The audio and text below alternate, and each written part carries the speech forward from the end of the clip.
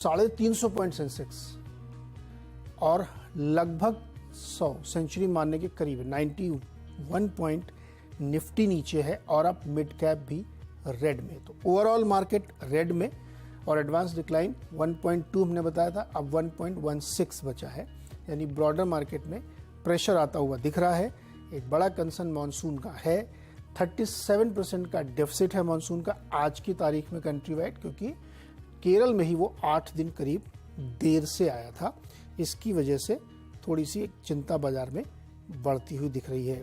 गाबा sir आज के मेहमान हैं हमारे। गाबा सर बहुत सारे सवालों के जवाब दें। गाबा सर पहले तो ये बताइए, मार्केट का जो रुझान इस समय दिख रहा है कैसा लग रहा है आपको? है तो वीक लग रहा है, क्लियर कट। मुझे स्ट्रेंथ नजर नहीं आती, अब तक तो नहीं आ रही। हो सकता है बाद में आ जाए, लेकिन मुझे फिलहाल नजर नहीं आती। निफ्टी फ्यूचर्स की बात करें और बैंक निफ्टी फ्यूचर्स की बात, दोनों ही वीक हैं। इनफैक्ट मुझे लगता है कि शायद लोअर लेवल देखने को मिल सके। स्ट्रेंथ नहीं है, लेकिन गिने चुने स्टॉक्स पे ऊपर जा सकते हैं, लेकिन रेसिस्टेंस 18800 का बहुत स्ट्रांग है निफ्टी में। और बैंक निफ्टी में और मुझे लगता है यहाँ पर रेसिस्टेंस है 43600 है तो वीक फिलहाल। शाम तक आ जाए तो पता नहीं, लेकिन है weak demonstration. Okay, market weak है अभी, इसमें कोई शक नहीं है, देखने को मिल रहा है। लेकिन चलिए एक ज़रूरी और बड़ी खबर से आपका परिचय कराते हैं और उस पर जानकारी लेते हैं थोड़ा सा। वंदे भारत ट्रेन को लेकर के आपने देखा होगा, बहुत फैंसी थी, लेकिन आरवीएनएल और एक रूसी कंपनी के बीच में एक कॉन्ट्रैक्ट था और उसके ज़रिए उन्होंने एक बिड जीती थी, लेकिन अब वो बिड और करार टूटने की खबरें निकल के आ रही हैं। रेलवे फिर से उन ट्रेन के लिए टेंडर जारी कर सकता है क्या? पूरी डिटेल में खबर समझते हैं हर्षदा से। हर्षदा बताइए क्या हुआ क्या दरअसल? तो ये एक बहुत चर्चित बिड थी वंदे भारत ट्रेन्स के लिए। 120 ट्रेनें बनानी थी रशिया और रशियन काउंटर पार्ट और साथ ही साथ आरवीएनएल को मिलकर, और फिर L2 बिडर के तौर पर भेल और साथ ही साथ टीटागढ़ वैगन्स नियुक्त किए गए थे। अब इसमें हुआ ये है कि दरअसल जो आरवीएनएल का जो पार्टनर था, जो रशियन कंपनी थी, उन्होंने वो अपफ्रंट 200 करोड़ पेमेंट नहीं किया है, क्योंकि वो करंट सिचुएशन से खुश नहीं है। याद रखिएगा, जब ये सौदे के लिए बिड्स आए थे, उसमें जो शेयर होल्डिंग थी वो इस तरह से थी कि सीजेएससी की ट्रांसमैश होल्डिंग करीब 70% हिस्सा होल्ड कर रही थी। लोकोमोटिव इलेक्ट्रिकल्स ये करीब 5% और फिर 25% स्टेक इस पर्टिकुलर कंसोर्शियम में आरवीएनएल के हाथ में था। अब सरकार चाहती है कि आरवीएनएल दरअसल पूरा कमान संभाले इस पर्टिकुलर ऑर्डर का, और आरवीएनएल के हाथ में ज्यादा बड़ा हिस्सा आना चाहिए, और उसी को लेकर ये पूरी बातचीत टूटती हुई दिखाई दे रही है। 69% दरअसल स्टेक आरवीएनएल की तरफ से होना चाहिए, ये सरकार कह रही है, जहां पर वो पहले इनका स्टेक सिर्फ 25% के आसपास था। ये क्यों हुआ है? क्योंकि जब से रशिया यूक्रेन की वॉर छिड़ी है, अमेरिका ने सैंक्शंस लगाए हैं। यूरोप से कई कंपनियां रशियन कंपनियों को माल सप्लाई नहीं कर रही है, ना ही अमेरिकी कंपनियां सप्लाई करती हुई दिखाई दे रही हैं। इसीलिए सरकार चाहती थी ये पर्टिकुलर जो शेयर होल्डिंग है, जहां पर आरवीएनएल का 25% का हिस्सा था, ये बढ़कर 69% होना चाहिए, और उसी को लेकर दरअसल अब ये कंट्रोवर्सी क्रिएट होती हुई दिखाई दे रही है, क्योंकि रशियन पार्टी क्लियरली कह रही है ये हमारी, ये जो आपने गाइडलाइन सेट की थी और ये जो प्रपोजल आया था उसकी पूरी तरह से खिलाफ है। तो इसीलिए आज हमने देखा आरवीएनएल के स्टॉक में दबाव आता हुआ दिखाई दे रहा है, क्योंकि अब सरकार को रीइशू करनी पड़ेगी पूरी बिडिंग प्रोसेस। इसी के कॉन्टेक्स्ट में फिर वो भेल और टीटागढ़ जो L2 बिडर साबित हुए थे, जिनको हाल ही में पिछले हफ्ते ही हम बता रहे थे कि 24,000 करोड़ के ऑर्डर्स हाथ लगे हैं, वो भी सवालिया निशान उस पर भी आता हुआ दिखाई देगा कि क्या ये पर्टिकुलर सौदा इनके हाथ में भी रहेगा या नहीं, क्योंकि लार्जली इस तरह की सिचुएशन में सरकार रीबिड करेगी। ध्यान रहे, ये सिर्फ ट्रेन मैन्युफैक्चरिंग का नहीं था, 35 साल के मेंटेनेंस का भी ऑर्डर था, और जो रशियन कंसोर्शियम और आरवीएनएल के कंसोर्शियम ने बिड डाली थी, उसमें से नियरली मेंटेनेंस मिलाकर 300 करोड़ प्रति ट्रेन का वो ऑर्डर साबित होता हुआ दिखाई दे रहा था। बड़ा ऑर्डर था, और उसी पर अब सबसे बड़ा सवाल उठ गया है कि अब यहाँ पर सरकार को रीबिड करना पड़ेगा, और आरवीएनएल को जो फायदा हो रहा था वो उनके हाथ लगेगा या नहीं। तो फाइनली अब एक फिर से बिड मंगाने की तैयारी शुरू होगी और नए बिडर्स आएंगे। L2 को इसका कोई फायदा नहीं होने वाला, शायद नहीं होने वाला है। मतलब नए बिड आएंगे तो फिर से सबको आना पड़ेगा, और फिर क्या यही प्राइसिंग पर होगा, ये इंपॉर्टेंट रहेगा। अगर और सस्ते में हो जाए तो बात अलग है। अच्छा, रशियन काउंटर पार्ट ने जो बिड किया था वो बेसिकली भारत में फुटहोल्ड चाहते थे, इसीलिए उन्होंने बहुत लंबी बिड दी जो सरकार को भी अच्छी लगी, और उसमें आरबीएनएल ने कहा हम 25% होल्ड कर सकते हैं। लेकिन क्या उसी प्राइसिंग पर आरबीएनएल अकेले कर पाएगा? अज्यूमिंग आरबीएनएल को कहा कि आप यही डिलीवर करके दीजिए, वो प्राइसिंग बहुत महंगी पड़ती हुई दिखाई देगी क्योंकि मार्जिन इनके नहीं बनेंगे।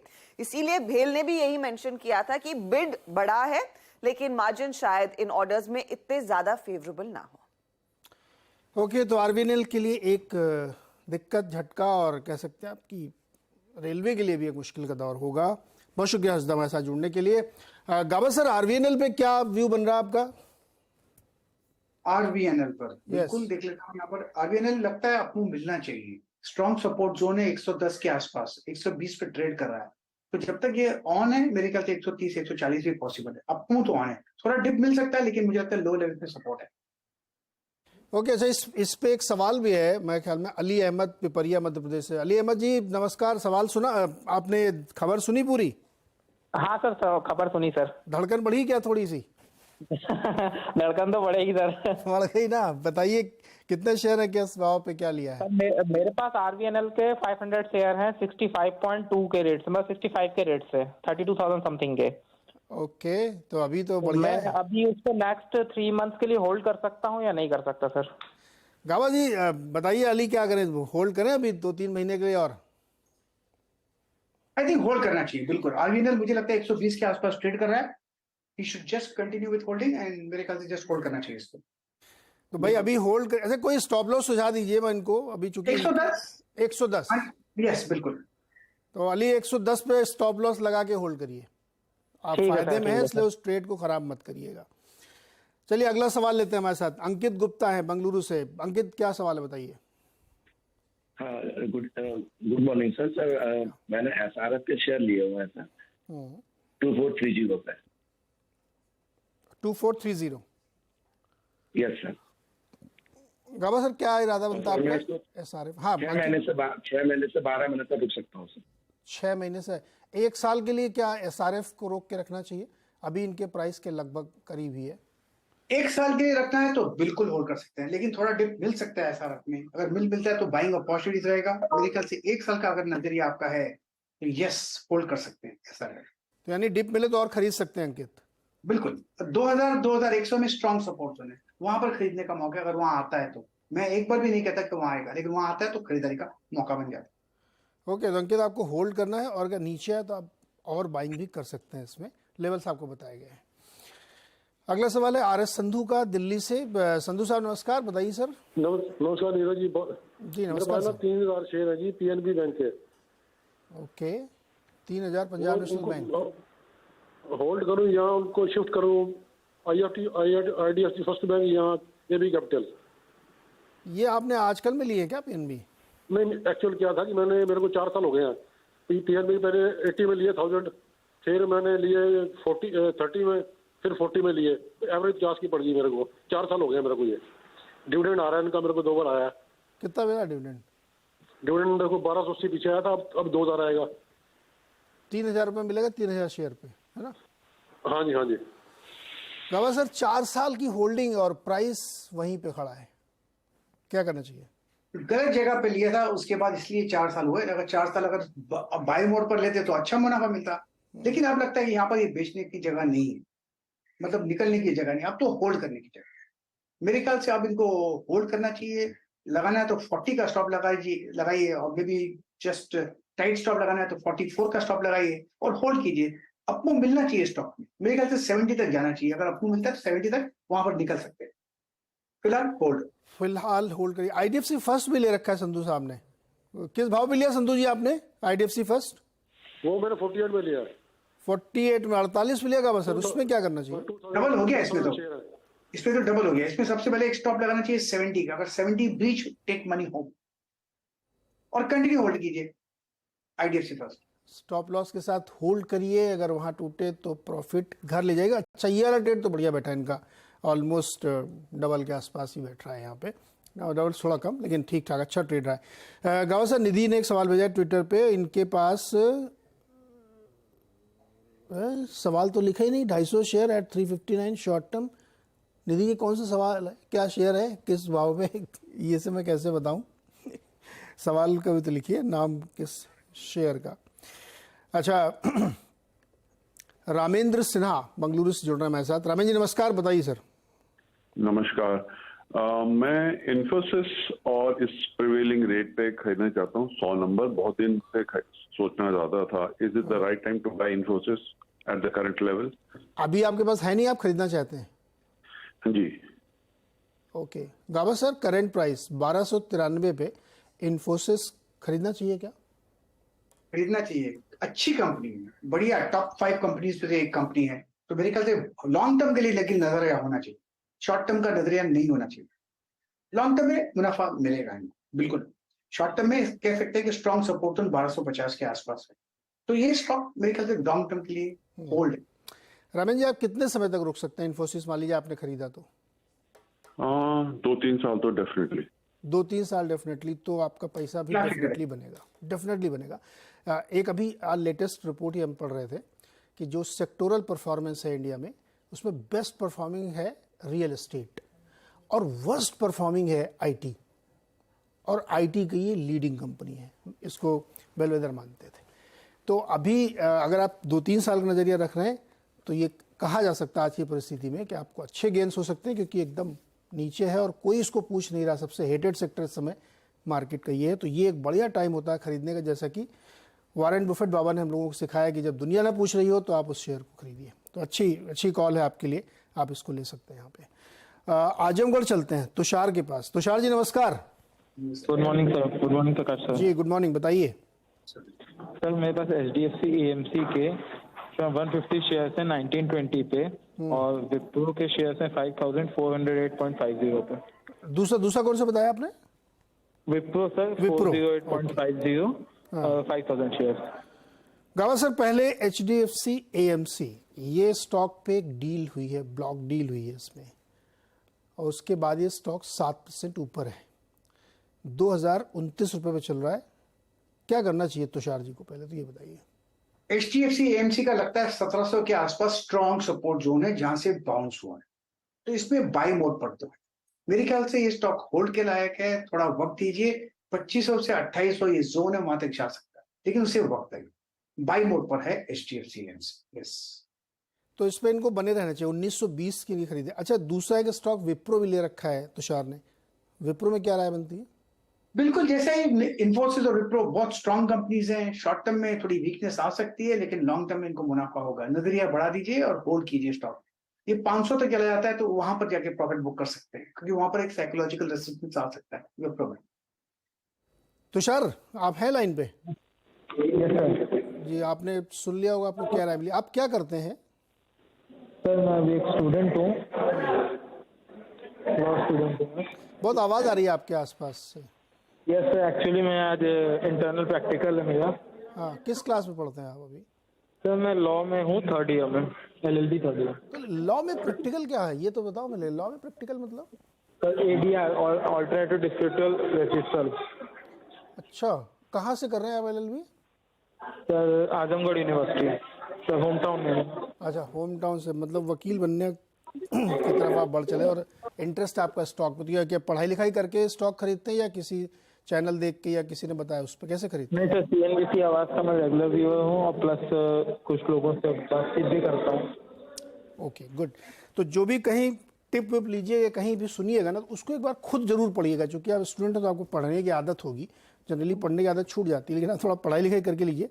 दोनों स्टॉक आपके ठीक है, आप होल्ड करिए, आपको इसमें डेफिनेटली बेनिफिट होगा। अच्छा, वापस लौटते हैं अपने ट्विटर वाले दोस्तों के पास, जहाँ पे बहुत सारे ये लोग सवाल पूछना चाह रहे हैं। हाँ गावा सर, अब निधि ने अपना सवाल लिख दिया। इंडियन होटल्स 250 शेयर हैं 359 पे, ये बताइए क्या करें? इंडियन होटल्स मेरे ख्याल से स्टॉक बढ़िया है, अच्छा अपमूव है, बाय मोड पर है, डिप्स मिलती है, खरीदारी का मौका रहेगा, एंड होल्ड करना चाहिए लॉन्ग टर्म के लिए। इंडियन होटल्स बढ़िया है, करिए। और 1:30 बजे एक आप देख रहे होंगे, ये देखिए लिखा हुआ है होटल सभी कमरे बुक है। ये एक स्पेशल शो है, ज़रूर देखिएगा, इस पर डिस्कशन करेंगे होटल के बारे में। लेकिन एक बहुत ही इंपॉर्टेंट खबर है जिसमें मैं बातचीत करना चाह रहा था। हाल ही में आपने लोगों ने सुना होगा 2000 के नोट बंद कर दिए गए, आपके ऊपर पता ही होगा, आपको असर जो भी पड़ा रहे होंगे। तो इस पर एसबीआई की एक रिपोर्ट आई है जिसमें कहा गया है कि इससे काफ़ी फ़ायदा होगा बैंकिंग सिस्टम को और इससे कंजम्पशन बढ़ने में भी मदद मिलेगी, जो ओवरऑल इंटर्न फिर इससे जो है इकोनॉमिक एक्टिविटीज़ को फ़ायदा होगा। इसको मैं समझना चाह रहा हूँ। हमारे साथ स्टेट बैंक के चीफ इकोनॉमिस्ट एडवाइजर सौम्य कांति घोष जी। सौम्य दादा, स्वागत है आपका सीएनबीसी आवाज़ पर। ये जो आप लोगों ने एक रिपोर्ट निकाली, सर इसको समझाइए कैसे फ़ायदा होगा और क्या है ये? नहीं, या गुड मॉर्निंग। एक्चुअली इस रिपोर्ट में हमने देखा है कि ये जो 2000 रुपया का नोट विड्रॉल हुआ है, इससे अभी तक जो डेटा आ चुके हैं, ये आरबीआई गवर्नर भी बोला था last I think monetary policy का टाइम में कि 1.8 ट्रिलियन ऑलरेडी सिस्टम में आ गया है। तो और ये भी हम देख रहे हैं, हमारा डेटा से भी देख रहे हैं कि उसका जो 80-85% है वो बैंक में डिपॉजिट हो रहा है और 15% काउंटर के ऊपर एक्सचेंज हो रहा है। और ये जो 85% आपका 85% जो आपको डिपॉजिट हो रहा है, उसका 60% भी राफ हिसाब से विड्रॉल हो रहा है। और ये 1.8 इसका जो 1.8 ट्रिलियन का जो 85% अब डिपॉजिट होता है वो सेविंग्स बैंक में जा रहा है और लोन अकाउंट में रिपे हो रहा है। तो सारे ये देखते हुए मुझे लगता है कि तीन चीज इसमें सबसे इम्पोर्टेंट है। पहले तो इसका बैंक डिपॉजिट में जो कासा डिपॉजिट्स है उसमें अच्छा खासा ग्रोथ हो रहा है। दूसरा चीज है कि क्योंकि इसका कोई पोर्शन लोन रिपेमेंट के लिए जा रहा है, उसके लिए लोन रिपे वो भी अच्छा चीज है। तीसरा चीज है कि क्योंकि यहाँ से पैसा विड्रॉ हो रहा है, उसका मतलब वो स्पेंड होने से उसमें कंजम्पशन डिमांड बढ़ेंगे। तो ये तीनों फैक्टर सबसे इम्पोर्टेंट है। बाकी जो फैक्टर्स हमने बोला है कि आप ये तो पता है कि यूपीआई का जो ट्रांजैक्शन का यूपीआई का जो पार्ट यूपीआई ट्रांजैक्शन अभी होता है वो अमाउंट 2000 के करीब है। अगर आप सिस्टम में जो डेटा देखें तो उसका मतलब की है कि जितना आपको करेंसी नोट कम होते जाएंगे यूपीआई में उतना ज्यादा पॉपुलैरिटी और ज्यादा होते जाएंगे। तो ये सबके लिए अच्छा है क्योंकि यूपीआई रियल टाइम ट्रांजैक्शन है और इससे आपको क्या होता है, जो करेंसी के जो प्रिंटिंग का जो कॉस्ट होता है वो सारे चीज पे भी हमने सेव कर सकते हैं। तो ओवरऑल कंजम्पशन स्पेंडिंग ज्यादा होने से जो जीडीपी ग्रोथ है उसके ऊपर भी इम्पैक्ट पहले क्वार्टर में होना चाहिए। बहुत ही इंटरेस्टिंग एनालिसिस। दादा, एक चीज और समझना चाहूंगा, 80% जो डिपॉजिट है उसका 60% विड्रॉल हो रहा है। हाँ, और वो 60% जा रहा है कंजम्पशन में। तो दादा, इसका कोई अंदाजा लगता है कि किस तरीके का कंजम्पशन पैटर्न होता है, किस किस चीजों में? देखिए, ये तो बोलना मुश्किल है, लेकिन समझ लीजिए कि हमने एस्टिमेट किया कि अगर 1.8 ट्रिलियन अगर होता है, उसका 85% अगर बैंक में जा रहा है, उसका 60% होता है। अगर आप पूरा 3.6 ट्रिलियन के ऊपर लगाते हैं तो उसका कंजम्पशन डिमांड होगा 55,000 करोड़ के आसपास। तो किसके ऊपर स्पेंड हो रहा है ना बोलना मुश्किल है, लेकिन हम लोग को जो अंदाज लगाया है उस पे ये फर्नीचर्स में होता है, कंज्यूमर ड्यूरेबल्स में होगा, ज्वेलरी में होगा, कुछ रियल एस्टेट में होगा और पेट्रोल पंप में भी हो रहा है, डोनेशंस में भी होगा। तो बहुत सारे इसका रास्ता है, लेकिन इसका सबसे जो इम्पोर्टेंट चीज है, आपको पता है कि 55,000 में जितना हाथ बदल होगा उतना इसका मल्टीप्लायर इफेक्ट ज्यादा होगा। तो उसी मल्टीप्लायर इफेक्ट से ये 55,000 करोड़, हाँ, अगर हमने मानते हैं कि इसका 70% हमारा देश में सेविंग 30% होता है, 70% स्पेंड होता है, तो उसका मतलब उसका जो मल्टीप्लायर इफेक्ट है वो कोई गुना 3 गुना ज्यादा हो सकते हैं। तो उसके लिए हम बोल रहे हैं कि जीडीपी के ऊपर इम्पैक्ट काफी ज्यादा आने वाला है पहले क्वार्टर में।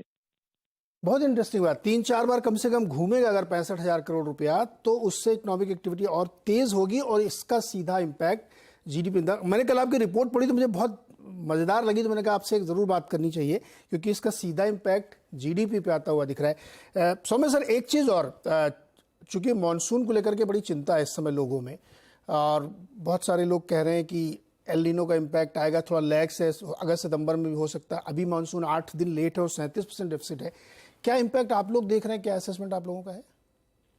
देखिए, मॉनसून को लेके चिंता का बात तो है क्योंकि मॉनसून काफी डिलेड है, तो एक चिंता का बात है। और जो सबसे बड़ा चीज है कि अभी इन्फ्लेशन काफी कंट्रोल में है और अगर सब ठीक ठाक चले कि सब हम लोग सोच रहे कि इन्फ्लेशन का नंबर अक्टूबर तक बहुत अच्छा रहना चाहिए। लेकिन एक बात में इसमें बोलना चाहता हूँ कि पुराना टाइम में भी रिसर्च हुआ है, आरबीआई के भी खुद रिसर्च है, उसमें ये दिखाई दिया कि एल नीनो अगर होता भी है और अगर उसके साथ फूड प्राइसेस का कोई डायरेक्ट कॉजेशन नहीं है।